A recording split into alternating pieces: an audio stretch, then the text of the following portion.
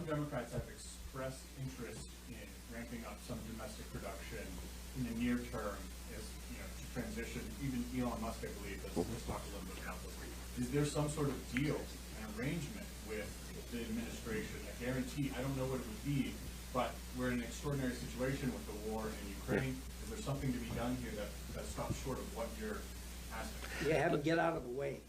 Look, Americans can do it. I hope so. There should be.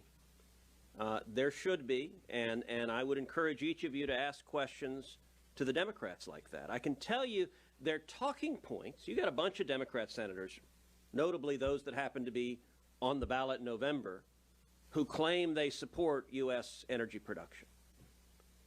But I'll tell you, we had votes last year. We had a vote in Vote-A-Rama. You guys remember, we were here at 5 in the morning. We had Vote-A-Rama. We had a vote to reopen the Keystone Pipeline.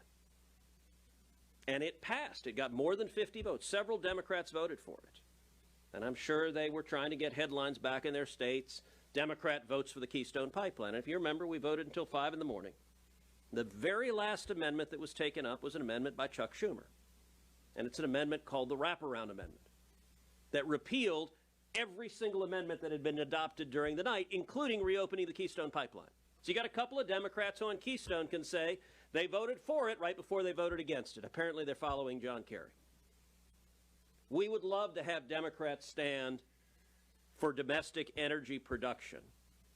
But the Biden White House has expressed zero interest. Think how extraordinary it is that they send a Biden official to Venezuela and they're negotiating with Iran. What is going through your brain when you think, I'd rather have the Ayatollah producing energy and making billions than have jobs and low-cost energy produced in America that's better for the environment?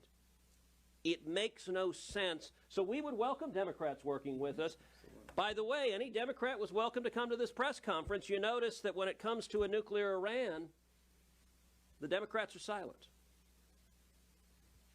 The question I'd ask is, what price does it take? What price for a gallon of gas does it take for the administration to take the handcuffs off and let us produce energy here at home? What does it take? We're at $4.25 nationally now. And remember, that's just what you pay at the pump. Think of all the other products that need energy to be made. So it's driving inflation across the board. So we're at $4.25 now. So start tracking it. This is going to happen. This administration is going to have to reverse course at some point and let us produce oil and gas here in this country. What's it going to take? It's $4.25 now. So you guys start tracking it. All right, last question.